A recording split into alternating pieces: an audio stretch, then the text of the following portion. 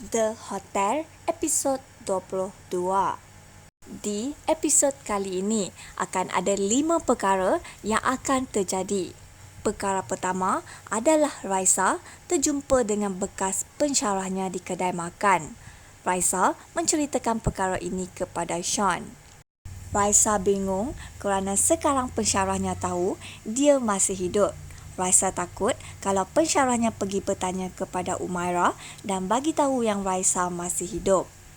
Sean cuba menenangkan Raisa dengan berkata yang pensyarahnya itu banyak student dan tak mungkinlah dia nak sibuk hal Raisa sahaja. Namun, Raisa bertegas memberitahu yang pensyarahnya tahu sangat dia baik dengan Umairah. Raisa takut andai pensyarahnya terserempak dengan Umairah dan beritahu hal ini kepada Umairah.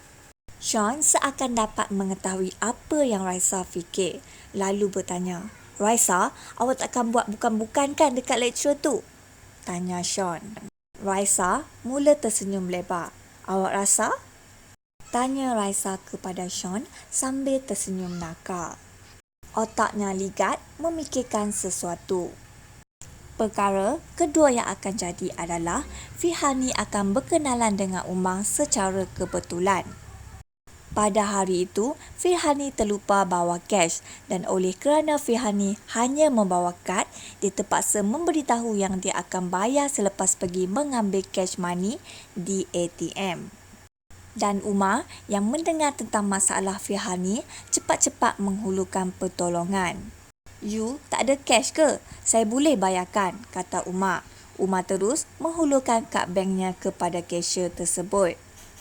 Fihani cuba menghalang Umar, namun Umar tetap membayarnya. Umar membayar dan berlalu pergi. Fihani mula berbicara dan berkata yang dia mempunyai duit dan dia akan tetap membayarnya balik. Umar seolah-olah tidak mendengarnya. Fihani yang melihat Umar tidak mengendahkannya mula bertanya kepada cashier itu tentang siapakah lelaki itu yang menolongnya tadi.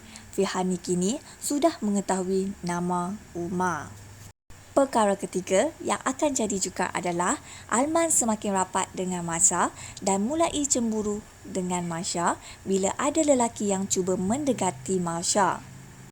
Dan hari ini, Alman terserempak dengan Miss Rose dan menceritakan kepada Miss Rose tentang Masha. Bagi Alman, Masha tidak patut melayan lelaki lain. Miss Rose pula menasihati agar Alman tidak terlalu cemburu kerana Miss Rose tahu Masha saja-saja sembang sahaja. Dan Miss Rose mula bertanya adakah Alman begitu serius untuk mendapatkan Masha. Namun Alman seakan tidak memahami dan bertanya kepada Miss Rose, apa maksud Miss Rose? Miss Rose geram mendengarnya kerana bagi Miss Rose, Alman tidak memahami apa yang dia cakap. That's why lah I suruh you pergi English school. Payahlah budak-budak sekarang ni. Tak faham bahasa Inggeris. Pergilah sekolah Inggeris. I penat tahu ajar you os. Bebel Miss Rose. Perkara keempat yang akan jadi juga adalah penyiasat lama Tengku Arif kini nak buka balik kes Tengku Arif. Alman dan Masha terkejut melihat PI Tengku Adam datang kembali ke sana. Masha heran dengan kedatangan dia kerana bagi Masha, kes itu sepatutnya dah settle. Namun Alman memberitahu yang kes itu belum settle. Sebaliknya, Tengku Adam yang berhentikan siasatan tu selepas Puan Maya meninggal. Dan penyiasat itu pergi kepada mereka berdua dan memberitahu yang dia sekarang tidak berpuas hati tentang kes itu yang tiba-tiba ditutup dan sekarang dia sendiri yang akan buka kembali kes itu kerana dia tidak berpuas hati. Dan akhir sekali perkara kelima yang akan jadi juga adalah Fihani dan Umairah akan terserempak di suatu tempat di hotel itu.